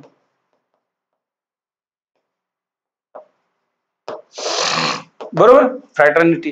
हे गोष्ट एक समजून घ्या. हे जे सांगत आहे मी तुम्हाला, हे बेसिक आहे. हे जर समजून नाही घेतलं तर फार अवघड आहे. मग तुम्हाला पॉलिटिक्स समजत नाही तर तुम्ही म्हणता मी फार पूर्ण वाचन लक्ष्मीकांत, अरे साधे साधे शब्द पण येत नसतात, मग आपण कसं अपेक्षा ठेवायची की मला पॉलिटी वाचायचं? याच्या पुढे जाऊन सांगायचं जर झालं, त्याच्यामध्ये unity and integrity of the country फार महत्वाचं आहे. युनिटी ही राहिली पाहिजे, म्हणजे देशाची जी आपण एकता म्हणतो किंवा त्याच्यामध्ये अखंड जे आहे, अखंडता, ती अखंडता राहिली पाहिजे. देशाचा पूर्ण जो भाग आहे त्याच्यामध्ये तुमच्यामुळे काही बाहेर देशासोबतचे जे काही मैत्रीपूर्व संबंध असतील किंवा तुमच्यामुळे काही आतमध्ये जाती जातीमध्ये काही क्लॅशेस, कॉन्फ्लिक्ट होत असतील तर ते न झाले पाहिजे. देशाचं जे सार्वभौम आहे, देशात जे काही आपल्या जे जे डायव्हर्स आपला असा देश आहे, हे देश तुमच्यामुळं, तुमच्या कोणत्या कृत्यामुळं, अशी एखादी ऍक्टिव्हिटीमुळं ते त्याचं नुकसान झालं नाही पाहिजे. ती अखंडता तशीच राहिली पाहिजे. आज बंधुभाऊचारा जो आपला देश एकमेकांना गुण्या गोविंदानं, वेगवेगळ्या जातीचे जी धर्मांची लोक जे आहे सोबत एकमेकांना राहतात. आज निवडणुकीसारखं पर्व आहे चालू आणि त्यामध्ये सर्व गुण्या गोविंदानं आपलं ते प्रचार करतात. आणि तर हे राहिलं पाहिजे. अखंडता असेल किंवा देशाची एकता असेल. आता एवढंच नाही, त्याच्यामध्ये तुम्हाला अजून सांगतो ते म्हणजे काय, त्याच्यामध्ये character and nature of the state. काय character and nature of the state आपण सांगू शकतो. जे राज्य आहे त्या राज्याचं चारित्र्य असेल, त्याचं स्वरूप असेल, ते जसं टिकून राहिलं पाहिजे. आता आपण रिपब्लिक पण एक शब्द आहे आपल्या प्रिअम्बलमध्ये, तो पण वापरतो. रिपब्लिक ज्याला आपण काय म्हणतो, प्रजासत्ताक म्हणतो, तो एक शब्द पाहता येते आपल्याला. म्हणजे कसं, तर आपल्या एकतला जो राज्य आहे तो इलेक्टेड आहे, आणि तो कसा आहे, तो हेड आहे पण तो इलेक्टेड आहे, बरोबर. तो कसा आहे, निर्वाचित राज्य प्रमुख आहे. राज्याचा प्रमुख हा निवडून आलेला ही गोष्ट लक्षात घ्या. आणि आता सोशलिस्ट मध्ये जे सोशलिस्टचा जो आपण विषय घेतो त्याला सोशल ज्या विषय आता मी इथे सांगितलं, जे directive principle of state policy मध्ये आहे, तो काय, स्टेट स्टेट रेग्युलेटेड इकॉनॉमी, म्हणजे जे समाजवादी जे म्हणतो राज्य नियंत्रित किंवा त्याच्यामध्ये त्याची जी व्यवस्था आहे, जी अर्थव्यवस्था आहे, ते नियंत्रित करायला पाहिजे. स्टेट हे रेग्युलेट करायला पाहिजे इकॉनॉमी. कोणता वर्ग आहे, काय नाही, कोणत्या वर्गाला अधिक जास्त प्राधान्य द्यायला पाहिजे, हे सगळं त्यांना ठरवायचं असतं. सेक्युलर आपण ज्याच्यामध्ये धर्मनिरपेक्ष म्हणतो, कोणत्याही अधिकृत धर्म नसलेलं जे राज्य, त्याचाही विचार करतो आपण, बरोबर की नाही. तर हा एक जर पाहिलं तर तुम्हाला लक्षात येऊन, आपण त्याच्या पुढे जाऊन जर सांगायचं झालं तर अजून एक आहे शब्द, तो म्हणजे युनिटी पण वापरतो. युनिटी जसं जे आहे आपल्या राज्यामध्ये एक सर्वोच्च जे आहे ते म्हणजे युनिटी काय, तर आपल्याकडे सर्वोच्च जे आहे ते म्हणजे केंद्र सरकार आहे, ते एक युनिटी आपण पाहू शकता. तर या पद्धतीचे जे काही मुद्दे आहेत ते समजले पाहिजे आपल्याला, फार महत्वाचे आहे. आता जसं फेडरल आहे, फेडरल काय बरं आपल्याला, आता फेडरल काल पण मी सांगितलं की फेडरलचा तुम्हाला समजलंच नाही. फेडरल म्हणजे काय, फेडरल म्हणजे काय, फेडरल म्हणजे अर्थ याचा होतो काय, कशाला म्हणायचं फेडरल. आता तुम्हाला एका साध्या डेफिनेशन मध्ये सांगतो. State with multiple levels of government, हे बोलता येईल 100%. ज्याच्यामध्ये सेंटर असेल, स्टेट असेल किंवा त्याच्यामध्ये लोकल असेल, तर त्याला आपण फेडरल म्हणतो. सत्ताचं जे विभाजन झालेलं आहे, असं डिसेंट्रलाइज्ड झालेलं आहे, त्याच्यामध्ये जसं सेंटर आहे, स्टेट आहे, आपल्या भारताचं सांगतो, त्याच्यानंतर लोकल बॉडीज आहेत, याच्यामध्ये येतात की नाही, हे त्याच्यामध्ये आहे. मग याला काय आपण म्हणतो की state with multiple levels of government. त्याच्यामध्ये मग सेंटर पण आलं, जे केंद्र सरकार, राज्य सरकार, याच्यामध्ये अनेक स्तरावर असलेलं जे राज्य किंवा त्याच्यामध्ये असलेलं जे शासन, बरोबर आहे. याच्या पुढे जाऊन अजून काय सांगता येईल बरं, तर आपण एक शब्द अजून मांडू शकतो का, ते वेलफेअर स्टेट, बरोबर आहे. वेलफेअर वेलफेअर स्टेट, हे जे वेलफेअर स्टेट आहे, हे वेलफेअर स्टेट सांगता येईल का तुम्हाला. त्याच्यामध्ये वेलफेअर स्टेट म्हणजे कसं पाहिजे स्टेट, बरोबर आहे. तर हे जे कल्याणकारी आपण जे राज्य म्हणतो, त्या लोकांच्या सामाजिक असतील, आर्थिक असतील, त्यांच्या विकासासाठी जे कार्य आहे त्या कार्याच्या संदर्भात आपण बोलत असतो. आता वेलफेअर स्टेट म्हणजे काय, जे works for social economic development for people of people, बरोबर आहे. Work social economic development of people, हे सांगता येईल. तर हे एक समजू शकतो आपण. याच्या पुढे जर जाऊन सांगायचं झालं तर एखादं एक्झाम्पल देऊ शकतो. काय देऊ शकतो आपण, जे डेमोक्रेसी असं म्हणत असतो आपल्या देशामध्ये की जगातली सर्वात मोठी लोकशाही आहे, हायेस्ट डेमोक्रेसी, म्हणजे असं नाही का, हे शब्द काही वापरत असतो. काय संदर्भ येतो याचा, तर हे समजून घेतलं पाहिजे. म्हणून आता आपल्याकडे जे आहे ते सोव्हरियन पॉवर आहे आपल्या देशाकडे, म्हणजे ते आपण जे सोव्हरेनिटी म्हणतो की त्याच्यामध्ये कोणत्याही बाह्य हस्तक्षेपाशिवाय आपला देश हा पूर्णतः सक्षम आहे निर्णय घेण्यासाठी, बाह्य आणि अंतर्गत निर्णय घेण्यासाठी. कोणत्याही प्रकारचा त्याच्यावर कोणतीही एक दबाव यंत्रणा वगैरे बाहेरची नाही, जेणेकरून ती जे सीमेच्या पलीकडे जाऊन, म्हणजे आपल्या जी टेरिटरी आहे त्याच्या पलीकडे जाऊन ते कोणीतरी आपल्याला मॅनेज करेल, बरोबर आहे. हे लक्षात घ्या, फार महत्वाचं आहे.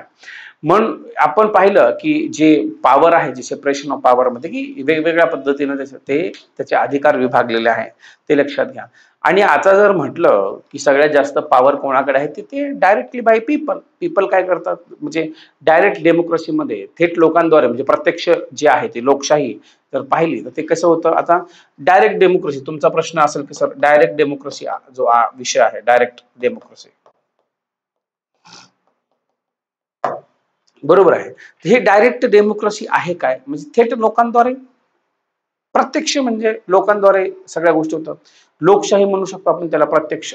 मग याच्यामध्ये काय होतं, जे डायरेक्ट इलेक्टेड म्हणजे त्याच्यामध्ये लोकच भाग घेतात, जे पॉलिसीज बनवण्यासाठी, काही महत्वाचे निर्णयासाठी, तर याच्यामध्ये लोक भाग घेतात. ते डायरेक्ट डेमोक्रेसी आहे. याची उदाहरण आहेत भरपूर सारे, जे आपण भविष्य पुढच्या ज्या अपकमिंग टॉपिक्स मध्ये घेणार आहोत. अजून एक पॉइंट सांगतो ते मला तुम्हाला. बाकी जे असे कसे आहे, एक आहे एक डायरेक्ट डेमोक्रेसी आहे, जसं मी तुम्हाला उदाहरण दिलं. इनडायरेक्ट डेमोक्रेसी पण आहे, त्याचं एक उदाहरण देता येईल आपल्याला. त्याच्यामध्ये काय, ते जो एक आपला जो किंग आहे, म्हणजे राजा म्हणा, किंवा त्याला एखादा आपला आपला जो राजा आहे, जो प्रेसिडेंट आहे, तो आपला इलेक्टेड आहे. त्याचा एक कार्यकाळ असतो 5 वर्षाचा वगैरे. तसंच पण हे जे काही प्रेसिडेंट असतात, या प्रेसिडेंटला दोन गोष्टीचं डायरेक्टली डायरेक्टली बाय पीपल, बरोबर आहे. दुसरं एक महत्वाचं, याला आपण काय म्हटलं, याला आपण डायरेक्ट डेमोक्रेसी म्हटलं, डायरेक्ट डेमोक्रेसी. दुसरा एक मुद्दा आहे, तो म्हणजे काय, ज्याच्यामध्ये इलेक्टेड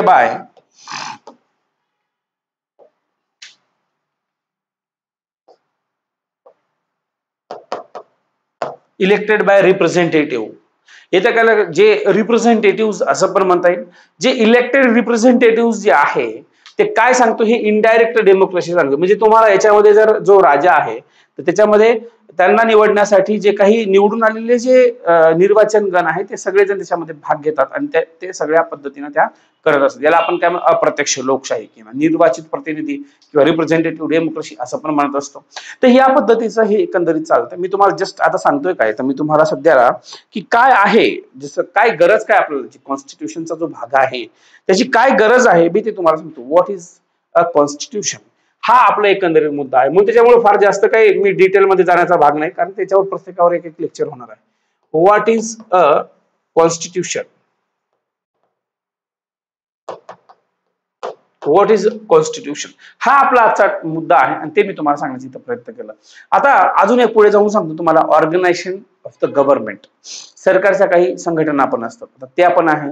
अजून काय सांगता येईल आपल्याला, जे प्रेसिडेन्शियल. आता प्रेसिडेन्शियल म्हणजे असे आहेत की जसं जे सिंगल एक्झिक्युटिव्ह किंवा जसं राष्ट्रपती, तुम्ही पाहू शकता, ज्याच्यामध्ये प्रेसिडेन्शियल म्हटलं तर उदाहरण देता येईल. सध्याला निवडणूक झालेली आहे USA ची, आणि त्याच्यामध्ये डोनाल्ड ट्रम्प हे निवडून आले. त्याला काय, ते प्रेसिडेन्शियल आहे. प्रेसिडेन्शियल जे आहे, ज्या ठिकाणी राष्ट्रपती जे असतात, ते काय होतं, तर त्याच्या अध्यक्षीय शासन पद्धती असते तिकडे. आता दुसरी एक असते, ज्याला आपण पार्लमेंटरी, ज्याला ड्युअल एक्झिक्युटिव्ह असं म्हणतो. आता बघा, उदाहरणार्थ जसं पार्लमेंटरी असं जे म्हणतो आपण, त्याला संसदीय जे दुहेरी कार्यकारी म्हटलं तरी चालेल, किंवा पार्लमेंटरी किंवा ड्युअल एक्झिक्युटिव्ह असं जरी म्हटलं तरी चालेल. तर हा एक मुद्दा सांगितला मी तुम्हाला, जो पार्लमेंटरी. आता याच्या पुढे जाऊन जर सांगायचं झालं, तर आपण काय, तर वाय कॉन्स्टिट्यूशन इज निडेड. आपल्याला एक फार महत्वाचा मुद्दा सांगायचा आहे, तो म्हणजे जे या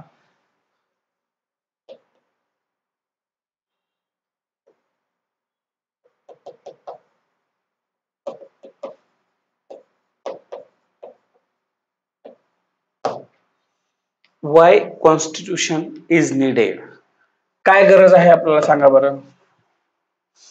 संविधानाची काय गरज आहे, काय सांगता येईल तुम्हाला, संविधानाची गरज काय आहे? असं काय झालं की जी गरज आपल्याला भासलेली आहे? संविधानाची गरज आहे का खरंच आपल्याला? मग त्याच्यामध्ये साधे सोपे तुम्हाला एक दोन गोष्टी सांगतो. ते म्हणजेच काय, की राज्यामध्ये जे सत्तेच्या गैरवापरापासून लोकांचं जे काही हक्कांचं रक्षण आहे, ते रक्षण करणं. आता या ठिकाणी जर समजा असं म्हणता येईल का, की to safeguard rights of the people against the misuse of state power. जे राज्य आहे, त्या राज्य सत्तेच्या गैरवापरापासून लोकांच्या हक्कांचं संरक्षण करता येईल, बरोबर की नाही? असं पाहिलं तो मनमानी, जशी सत्ता आली तसंच त्याचा तो मेरी भैस मेरी लाठी असं होईल, बरोबर आहे. म्हणून कायद्याचं जे राज्य आहे ते सुनिश्चित करण्यासाठी, ज्याला आपण to ensure rule of law, बरोबर आहे. अजून काय एखादा मुद्दा, काय गरज आहे आपल्याला, टू अवॉइड कॉन्फ्लिक्ट बिटवीन, जे संघर्ष दोघांमध्ये टाळण्यासाठी बरोबर का? हे एक मुद्दा येऊ शकतो की नाही? एवढंच नाही, तर अजून एक महत्त्वाचं जे मी की थोड्या वेळापूर्वी जे सुरुवातीला लेक्चरचं सांगितलं, की the state and the citizen fundamental rights. आता याच्यामध्ये कॉन्फ्लिक्ट दोघांचं होऊ शकतंय. काय तर जसं फंडामेंटल राईट आहे, ते कोणाचं फंडामेंटल राईट कशासाठी असतं? जे सिटिझन्स आहे त्यांचा पूर्ण त्याचा वापर करत असतात. सरकारच्या आणि या फंडामेंटल राईटचा बऱ्याच वेळेस कॉन्फ्लिक्ट होत असतात. त्यावेळेस ते फंडामेंटल राईट हे सरकारच्या निगेटिव्ह फॉर्ममध्ये असतात, जे की सरकारसाठी ते थोडंसं निगेटिव्ह असतात. म्हणून ते जे फंडामेंटल राईट आहे हे नागरिकांसाठी पॉझिटिव्ह, त्याच्या अगेन्स्ट सरकारच्या अगेन्स्ट किंवा जे जे फॉर्म आहे, जे केलं ज्यांनी, जे गव्हर्नमेंट फॉर्म आहे त्यांनी जर याच्यावर मनमानी केली किंवा त्याचा आपले अधिकार छीनून घेण्याचा प्रयत्न केला, तर आपण काय करतो, ते कोर्टामध्ये जाऊन ते आपण आपली त्याची बाजू मांडू शकतो. हे आपल्याकडे अधिकार आहेत, हे तुम्ही विसरला नाही पाहिजे. तर नागरिकांचे मूलभूत हक्क आहेत त्या. आणि याच्यामध्ये वेगवेगळे काही ऑर्गन्स आहेत, जसं मी तुम्हाला म्हटलं की organs of various types of organs. आता याच्यामध्ये गव्हर्नमेंटचे किती ऑर्गन्स आहेत, त्याच्यामध्ये फार महत्वाचे 3 आहेत. जसं मी तुम्हाला काल पण सांगितलं, आज पण सांगतो. काय गरज आहे या कॉन्स्टिट्यूशनची? त्याच्यामध्ये सर्वात महत्वाचा गरज आहे ते म्हणजे एक लेजिस्लेचर, दुसरा एक्झिक्युटिव्ह आणि त्याच्यामध्ये ज्युडिशियरी. आहेत की नाही 3? हे 3ही आहेत. हे पाहू शकता तुम्ही. जे सरकारचे जे काही विधिमंडळातले अंग आहेत, त्याच्यामध्ये विधिमंडळ असेल, न्यायपालिका असेल, कार्यकारी पालिका, कार्यकारी असेल, हे सगळे आहेत त्याच्यामध्ये. मग आपण जसं युनियन ऑफ गव्हर्नमेंट म्हणतो हे आहे, स्टेट गव्हर्नमेंट म्हणतो, लोकल गव्हर्नमेंट म्हणतो, हे पण पाहत असतो आपण. हे सगळं जे आहे ते आपल्याला सांगते की आपलं जे काही चालू आहे ते त्याच्यामुळे गरज आपल्याला आहे संविधानाची. सॉरी. तर आता काय किती प्रकारचे असे हे आहेत बरं, सांगा बरं. Types of constitution.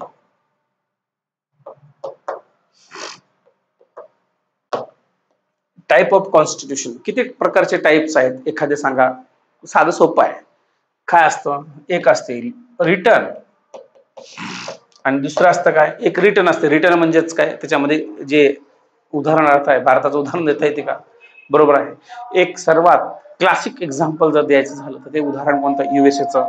बरोबर नाही? हे एकदम क्लासिक एक्झाम्पल घ्या तुम्ही रिटर्न म्हटलं तर. अजून काय?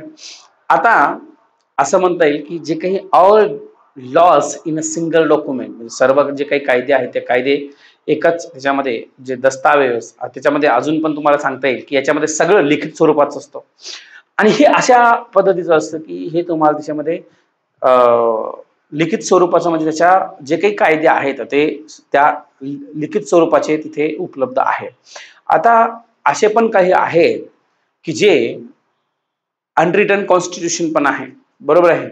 त्याच्यामध्ये असे काही, जसं आपण असं पण म्हणूया की जे क्रमवारीनं काही संविधान मांडणी केलेली असते, काही अनरिटन असते, ते संविधान काही रिटर्न मध्ये पाहायला मिळत नाही. दुसरं आहे की रिजिड कॉन्स्टिट्यूशन पण आहे काही ठिकाणी. तर हे सगळं आपण पाहू शकतो. जसं याचं उदाहरण घेता येईल आपलं युएसएचं रिजिड कॉन्स्टिट्यूशन आहे. आता त्याच्यामध्ये कोणतीही गोष्ट, म्हणजे ते एवढं ताठर आहे की त्याच्यामध्ये सहजरित्या कोणती अमेंडमेंट होत नाही. म्हणजे त्याला त्या युएसएच्या संविधानामध्ये काही जर बदल करायचे असेल, they need a special require special procedure majority for amendment. त्याच्यामुळं ज्या त्या सुधारण्यासाठी विशेष प्रक्रिया किंवा बहुमत, आपण असं म्हणू शकतो, बहुमत आवश्यक आहे. आणि एवढंच नाही तर त्याच्यामध्ये तुम्हाला आपण सहजरित्या काही प्रमाणामध्ये अमेंडमेंट करायचं झालं तर आपण करू शकत नाही. No one can. This can not be amendment like any other law of the legislature. म्हणजे विधिमंडळाच्या सारखी जे आहे ते त्या कोणत्याही प्रकारच्या त्याच्यामध्ये सुधारणा सहजरित्या काही करता येणार नाही. फार महत्वाचा आहे तो त्याच्यामुळे रिजिड कॉन्स्टिट्यूशन म्हटलेलं आहे युएसएला. आता आपण एवढंच नाही तर त्याच्यामध्ये provides for structure of a government. काही शासनाच्या त्याच्यामध्ये तुम्हाला काही महत्वाच्या तरतुदी पण असतात. काय असतात त्याच्यामध्ये? जसं काही शब्द वापरले असतात, जसं फेडरल आहे, युनिटी आहे, त्याचे काही कारण पण सांगावे लागतात. मग आता एवढंच नाही सांगितलं तर जे सुप्रीम आहे ते कॉन्स्टिट्यूशन इज अ सुप्रीम असं पण म्हणत असतो आपण. संविधानाची जे संविधान ही चर्चा आहे त्याच्यामध्ये. आणि त्याच्यामध्ये एवढंच नाही तर आपण राज्यघटनेमधून सर्व जे काही राज्यघटनांना आपण अधिकार जे दिलेले असतात ते सगळ्या प्रकारचे ते प्राप्त होतात. त्यामध्ये दुमत नाही. जसं ज्युडिशरी आहे, त्याच्यामध्ये काय होतं ते त्या पद्धतीचं ते पॉवर एन्जॉय करतात. पण बाकीचे जसं एक्झिक्युटिव्ह आहे किंवा जसं लेजिस्लेचर आहे ते आपल्या पद्धतीने आपला पॉवर जो आहे तो एन्जॉय करत असतो. त्यामुळे दुमत नाही आहे.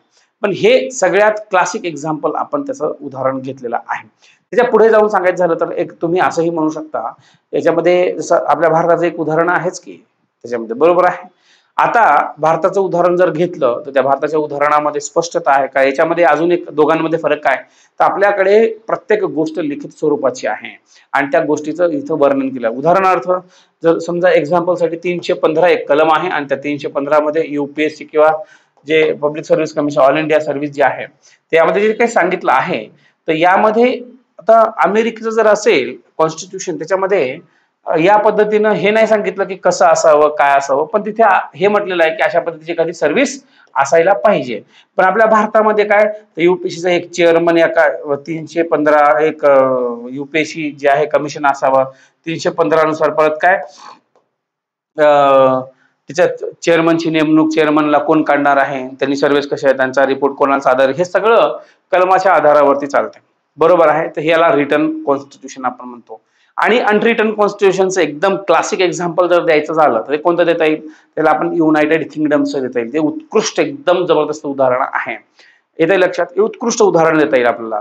त्याच्यामध्ये आपण असं म्हणता येईल की जे काही कायदे तिथले जे कायदे आहेत ते जवळपास जे दस्तऐवज आहे तो एकाच दस्तऐवजामध्ये तुम्हाला ते जवळपास आहे बंद केलेलं किंवा त्याच्यामध्ये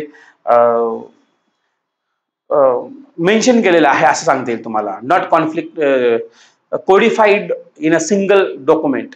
ते त्या डॉक्युमेंटमध्ये असं काही कॉडिफाईड केलेलं नाही आहे. हे एक उदाहरण देता येईल तुम्हाला. ते एकदम क्लासिक एक्झाम्पल आपण देऊ शकतो, बरोबर आहे की नाही. त्याच्यामध्ये वेगवेगळे जे लॉज असतात, लिगल असेल, त्याच्यामध्ये डॉक्युमेंट्स असतील, हे म्हणजे विविध कायदे असतील, कायदेशीर त्याच्यामध्ये काही भाषा असेल किंवा हे सगळे जे आहे ते विखुरलेले असतात, एकाच डॉक्युमेंटमध्ये नसतात. मग त्याच्या आपण एवढं पण सांगू शकतो की जर उदाहरण द्यायचं झालं तर no distinction in made between constitutional and statutory जे लॉज आहेत त्याच्यामध्ये सांगता येईल. म्हणजे जे आपण संवैधानिक आणि वैधानिक जे काही कायदे असतात त्या कायद्याचं जर उदाहरण घेतलं तर कोणताही याच्यामध्ये फरक केला जाणार आहे. म्हणून हे कसं असतं, हे एकदम फ्लेक्झिबल असते, हे लवचिकता असते, याच्यामध्ये हे फ्लेक्झिबल असतं. अशा पद्धतीचं हे अनरिटन कॉन्स्टिट्यूशन जे मी तुम्हाला सांगितलेलं आहे. आणि याच्यासाठी काही does not required special majority, अगदी सोपं आहे. जसं अनरिटन कॉन्स्टिट्यूशन,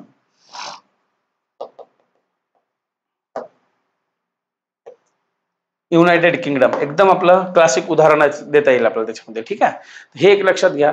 त्याच्यामध्ये कोणतीही विशेष अशी प्रक्रिया चालत नाही, काही नाही, फार सोपं आहे.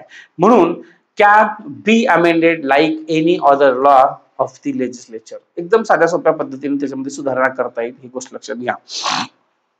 म्हणून आपण याच्या पुढे जाऊन थोडंसं सांगतो मी तुम्हाला की काही इम्पॉर्टंट फॅक्ट्स आहेत इंडियन कॉन्स्टिट्यूशनच्या संदर्भात. तर मी तुम्हाला 4-5 असे काही इम्पॉर्टंट फॅक्ट्स सांगतो. उदाहरणार्थ जसं सांगतो की आता आपण जर एक उदाहरण घेतलं की काय असे इम्पॉर्टंट फॅक्ट आहेत.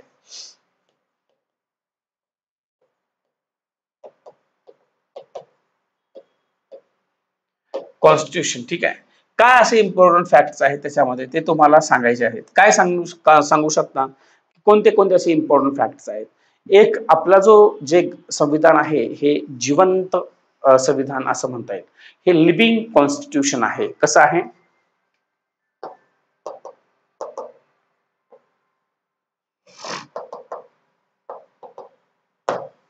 ठीक आहे, जिवंत दस्तऐवज आहे ते सांगता येईल आपल्याला.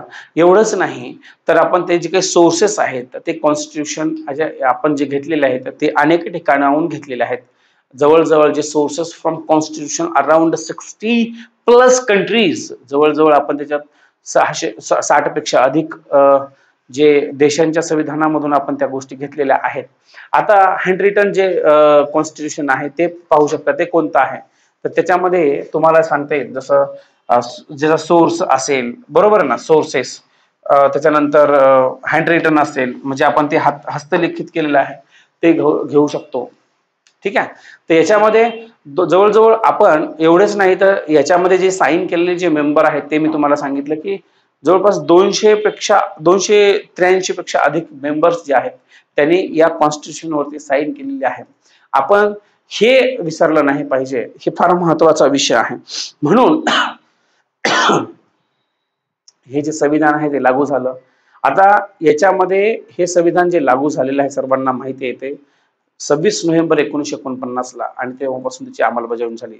आणि याचा ड्राफ्ट जे बनवला तो ड्राफ्ट हे तुम्हाला चांगलं माहिती आहे. त्यामध्ये काही ज्या ड्राफ्टिंग कमिटीमध्ये जे लोक होती ते लोक तुम्हाला माहिती आहे, जे सगळे संविधानामध्ये जवळपास त्या संविधान सभेमध्ये जे काही लोक होती ते सगळे जवळपास पेशाने ही वकीलच होते. त्याच्यामध्ये सर्वात महत्वाचे ड्राफ्टिंग कमिटी त्या ड्राफ्टिंग कमिटीचे जे अध्यक्ष होते ते doctor B.R. Ambedkar, doctor Babasaheb Ambedkar होते, त्याचे चेअरमन होते.